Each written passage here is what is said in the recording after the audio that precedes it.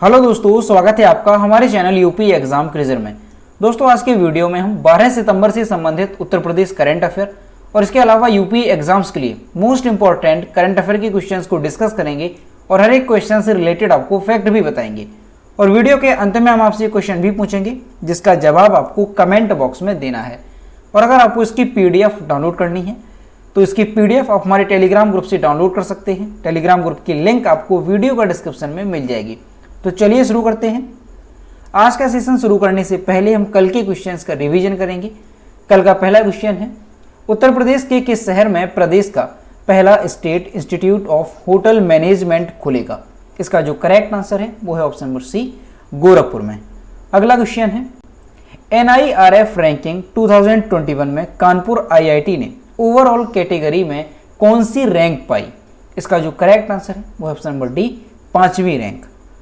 और दोस्तों, Uttar Pradesh current affair की लास्ट 8 मंथ की जो PDF हमने तैयार की है उसे आप इस वीडियो के डिस्क्रिप्शन में जो लिंक दी गई है वहां से डाउनलोड कर सकते हैं। इस PDF में हमने जनवरी से लेकर के अगस्त 2021 तक के उत्तर प्रदेश करंट अफेयर के सभी इंपॉर्टेंट क्वेश्चंस को विस्तार पूर्वक बताया है। इस PDF में 200+ क्वेश्चंस की संख्या है। और दोस्तों, इस PDF को डाउनलोड करने में अगर कोई भी प्रॉब्लम होती है तो साइड पर आपको WhatsApp नंबर और ईमेल मिल जाएगा जिस पर आप कॉन्टैक्ट कर सकते हैं।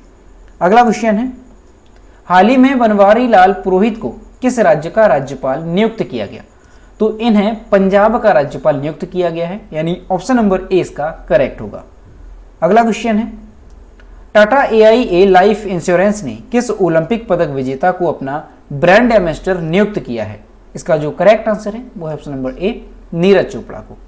अगला क्वेश्चन है, BCCI ने T20 वर्ल्ड कप 2021 के लिए निम्न में से किसे भारतीय टीम का मेंटर यानी मार्गदर्शक नियुक्त किया? तो महेंद्र सिंह धोनी को, यानी ऑप्शन नंबर 20 का करेक्ट होगा। अगला क्वेश्चन है, हाल ही में किसने PMG दिशा अभियान की शुरुआत और सभी डिजिटल गांवों को 100% डिजिटल साक्षरता के लिए एक अभियान की घोषणा की? इसका जो करेक्ट आंसर है वो है option number B, Rajeev Chandrasekhar. अगला क्वेश्चन है, भारत के निम्न में से किस गोल्फर को खेल में शानदार उपलब्धियों के लिए दुबई का प्रतिष्ठित गोल्डन वीजा प्रदान किया गया? इसका जो करेक्ट आंसर है वो है ऑप्शन नंबर सी, जीव मिल्खा सिंह को। अगला क्वेश्चन है, निम्न में से किस भारतीय मूल के ऑस्ट्रेलियाई नागरिक को ऑस्ट्रेलिया सुप्रीम कोर्ट का जज नियुक्त किया गया? इसका जो करेक्ट आंसर है वो है option number B, Hemant Dhanji को। अगला क्वेश्चन है, हाल ही में भारत पेट्रोलियम कॉर्पोरेशन लिमिटेड यानी BPCL के नए अध्यक्ष और प्रबंध निदेशक के रूप में किसने पदभार संभाला है? इसका जो करेक्ट आंसर है वो है option number C, Arun Kumar Singh ने। अब दोस्तों शुरू करते हैं आज का सेशन।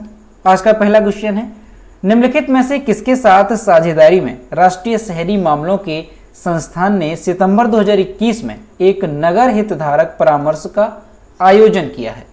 इसका जो करेक्ट आंसर है वो है option number C, Varanasi smart city limited.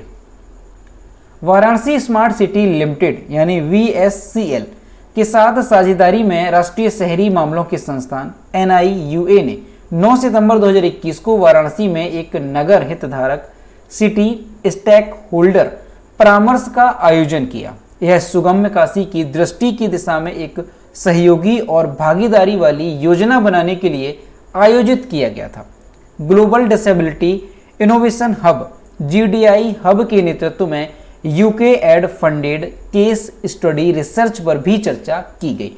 तो दोस्तों, आपको ध्यान रखना है कि वाराणसी स्मार्ट सिटी लिमिटेड यानी VSCL के साथ साझेदारी में राष्ट्रीय शहरी मामलों के संस्थान NIUA ने 9 सितंबर 2021 को वाराणसी में एक नगर हितधारक परामर्श का आयोजन किया। अगला क्वेश्चन है, हाल ही में आत्माराम तोमर का निधन हो गया, वह निम्नलिखित में से किस क्षेत्र से संबंधित थे? इसका जो करेक्ट आंसर है वो है ऑप्शन नंबर बी, राजनीति से। और यहाँ पर आप इमेज में देख सकते हैं, ये थे आत्माराम तोमर जिनका हाल ही में निधन हो गया है। पूर्व मंत्री आत्माराम तोमर जिन्होंने उत्तर प्रदेश विधानसभा चुनाव लड़ा का सितंबर 2021 में निधन हो गया। उन्होंने जनता वैदिक कॉलेज के प्रिंसिपल के रूप में भी काम किया और वे उत्तर प्रदेश के एक वरिष्ठ भाजपा नेता थे। 1993 में आत्माराम तोमर ने छपरौली निर्वाचन क्षेत्र से भाजपा के टिकट पर चुनाव लड़ा था कुछ साल बाद उन्होंने 1997 में राज्य में भाजपा मंत्री के रूप में भी कार्य किया। तो दोस्तों आपको ध्यान रखना है कि जो पूर्व मंत्री रहे आत्माराम तोमर, उनका हाल ही में निधन हो गया है। तो यहाँ पर आपको ध्यान रखना है कि क्वेश्चन इससे पूछा जा सकता है कि आत्माराम तोमर जिनका हाल ही में निधन हुआ है किस क्षेत्र से संबंधित थे, तो राजनीति से। अगला क्वेश्चन है, नागरिक उड्डयन मंत्रालय द्वारा सितंबर 2021 में जारी एक बयान के अनुसार कितने हवाई अड्डों को उन्नत और विकसित किया जाएगा? इसका जो करेक्ट आंसर है वो है ऑप्शन नंबर सी, 4 हवाई अड्डों को। नागरिक उड्डयन मंत्रालय ने 100 दिन की योजना तैयार की है, जिसके आधार पर वह पारदर्शी तरीके से हितधारकों के प्रति जवाबदेह होगा। ये जो हवाई अड्डे हैं वो कौन कौन से हैं? तो कुशीनगर, देहरादून, अगरतला और ग्रेटर नोएडा के जेवर में 4 हवाई अड्डों के अपग्रेड और विकसित किया जाएगा। कुशीनगर के हवाई अड्डे में एयरबस 321 और बोइंग 737 उड़ानों की लैंडिंग की क्षमता होगी। यह बौद्ध सर्किट का केंद्र बनेगा। तो दोस्तों आपको ध्यान रखना है कि नागरिक उड्डयन मंत्रालय ने 100 दिन की एक योजना तैयार की है और उस आधार पर 4 हवाई अड्डों को अपग्रेड और विकसित किया जाएगा। वो 4 हवाई अड्डे कौन कौन से हैं? तो कुशीनगर हवाई अड्डा, देहरादून, अगरतला, ग्रेटर नोएडा का जेवर हवाई अड्डा, जिसमें कि इस योजना के अंतर्गत उत्तर प्रदेश के 2 हवाई अड्डे होंगे, कुशीनगर और जेवर हवाई अड्डा। अगला क्वेश्चन है, निम्नलिखित में से किस मंत्रालय ने पायलट ड्राइव में भी डिजिटल 3.0 लॉन्च की? इसका जो करेक्ट आंसर है वो है ऑप्शन नंबर डी, ए और बी दोनों, यानी आवास और शहरी मामलों के मंत्रालय और इलेक्ट्रॉनिक्स और सूचना प्रौद्योगिकी मंत्रालय ने एक पायलट ड्राइव में भी डिजिटल 3.0 लॉन्च किया है। आवास और शहरी मामलों के मंत्रालय ने इलेक्ट्रॉनिक्स और सूचना प्रौद्योगिकी मंत्रालय के सहयोग से पायलट ड्राइव में भी डिजिटल 3.0 लॉन्च किया। यह देश के 223 शहरों में पीएम स्वनिधि योजना के तहत स्ट्रीट वेंडर्स के लिए डिजिटल ऑनबोर्डिंग और प्रशिक्षण के लिए एक विशेष अभियान है। यह प्रधानमंत्री की सबका साथ सबका विकास के विजन के अनुरूप है। तो दोस्तों आपको ध्यान रखना है कि आवास और शहरी मामलों के मंत्रालय और इलेक्ट्रॉनिक्स और सूचना प्रौद्योगिकी मंत्रालय ने पायलट ड्राइव में भी डिजिटल 3.0 लॉन्च किया है। और इसका उद्देश्य क्या रहेगा? तो आपको ध्यान रखना है कि देश के 223 शहरों में पीएम स्वनिधि योजना के तहत स्ट्रीट वेंडर्स के लिए डिजिटल ऑनबोर्डिंग और प्रशिक्षण के लिए ये अभियान चलाया जाएगा। अगला क्वेश्चन है, विश्व का सबसे बड़ा कार्बन डाइऑक्साइड कैप्चरिंग प्लांट किस देश में शुरू हुआ? तो ये शुरू हुआ है आइसलैंड में, यानी ऑप्शन नंबर सी इसका करेक्ट होगा। विश्व का सबसे बड़ा carbon dioxide capturing plant Iceland देश में शुरू हुआ। यह सीधे हवा से कार्बन डाइऑक्साइड अवशोषित करेगा और इसे खनिज के लिए भूमि के नीचे जमा करेगा। स्विट्जरलैंड के क्लाइम वर्क्स और आइसलैंड के कार्बफिक्स द्वारा निर्मित जब संयंत्र क्षमता पर काम करेगा तो यह हर साल 4000 टन कार्बन डाइऑक्साइड यानी CO2 को हवा से बाहर निकालेगा। तो दोस्तों आपको ध्यान रखना है कि दुनिया का सबसे बड़ा कार्बन डाइऑक्साइड कैप्चरिंग प्लांट किस देश में ये शुरू किया गया है? तो ये आइसलैंड में शुरू किया गया है।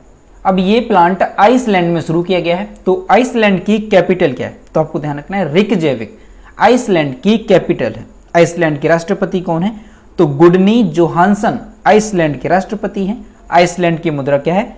तो आइसलैंडिक क्रोना आइसलैंड की मुद्रा है।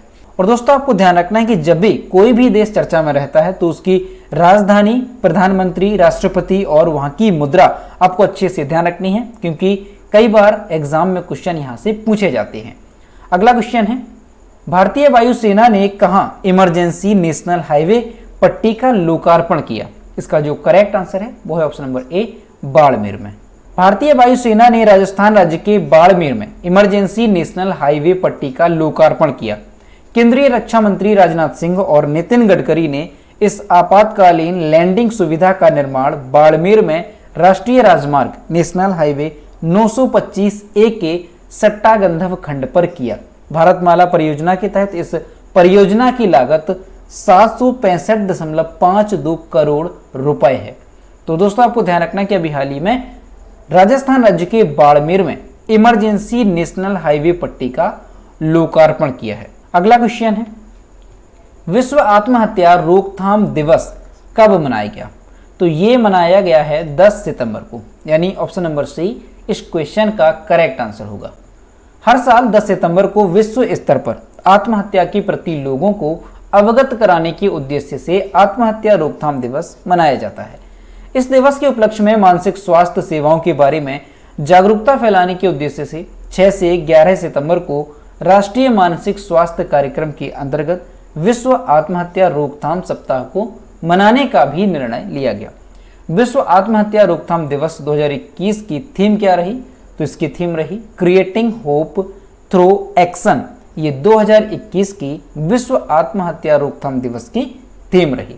तो दोस्तों आपको अच्छे से ध्यान रखना है कि हर साल आत्महत्या के प्रति लोगों को अवगत कराने के उद्देश्य से आत्महत्या रोकथाम दिवस कब मनाया जाता है? तो हर साल 10 सितंबर को ये दिवस मनाया जाता है। अगला क्वेश्चन है, भारत का सबसे ऊंचा एयर प्यूरीफायर टावर कहां स्थापित किया गया? इसका जो करेक्ट आंसर है वो है ऑप्शन नंबर बी, चंडीगढ़ में। और यहां पर आप इमेज में देख सकते हैं, ये है भारत का सबसे ऊंचा एयर प्यूरीफायर टावर जो कि चंडीगढ़ में स्थापित किया गया है। भारत के केंद्र शासित प्रदेश चंडीगढ़ में भारत का सबसे ऊंचा एयर प्यूरीफायर टावर स्थापित किया गया। देश के सबसे ऊंचे एयर प्यूरीफायर टावर को चंडीगढ़ प्रदूषण नियंत्रण समिति के द्वारा स्थापित किया गया है, जो कि पायस एयर प्राइवेट लिमिटेड द्वारा स्थापित किया गया है। एयर प्यूरीफायर टावर 500 मीटर के दायरे में फैला है, जो कि 3.88 करोड़ क्यूबिक हवा को साफ करने में सक्षम है।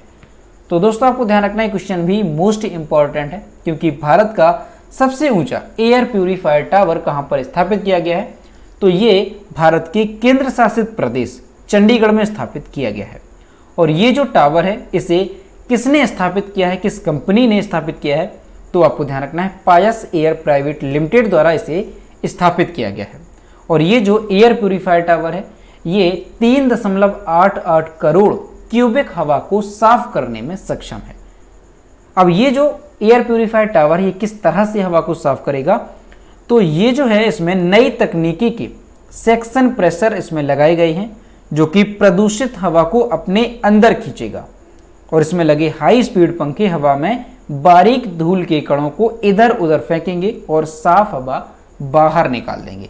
तो इस तरह से ये जो एयर प्यूरीफायर है वर्क करेगा। तो यहाँ पर आपको ध्यान रखना है कि भारत का सबसे ऊंचा एयर प्यूरीफायर कहाँ पर स्थापित किया गया है? तो भारत के चंडीगढ़ में इसे स्थापित किया गया है। अगला क्वेश्चन है, हाल ही में RN रवि को निम्नलिखित में से किस राज्य का राज्यपाल नियुक्त किया गया? इसका जो करेक्ट आंसर है वो है ऑप्शन नंबर बी, तमिलनाडु का। राष्ट्रपति रामनाथ कोविंद ने तमिलनाडु और उत्तराखंड में नए राज्यपालों की नियुक्ति की है। नागालैंड के राज्यपाल RN रवि को तमिलनाडु का राज्यपाल नियुक्त किया है। लेफ्टिनेंट जनरल गुरमीत सिंह को उत्तराखंड का राज्यपाल नियुक्त किया गया। और तमिलनाडु के राज्यपाल बनवारी लाल पुरोहित को पंजाब का स्थायी राज्यपाल नियुक्त किया गया। और असम के राज्यपाल जगदीश मुखी को नागालैंड के राज्यपाल के रूप में नियुक्त किया गया। तो दोस्तों आपको ध्यान रखना है कि अभी हाल ही में राष्ट्रपति रामनाथ कोविंद ने कई राज्यों के राज्यपालों की नियुक्ति की है। इनमें से आपको ध्यान रखना है कि RN रवि को तमिलनाडु का नया राज्यपाल नियुक्त किया गया है। लेफ्टिनेंट जनरल गुरमीत सिंह को उत्तराखंड का राज्यपाल नियुक्त किया गया। और जो तमिलनाडु के राज्यपाल थे बनवारी लाल पुरोहित, इन्हें अब पंजाब का स्थायी राज्यपाल नियुक्त किया गया। और इसके अलावा असम के जो राज्यपाल थे जगदीश मुखी, उन्हें नागालैंड का राज्यपाल नियुक्त किया गया है।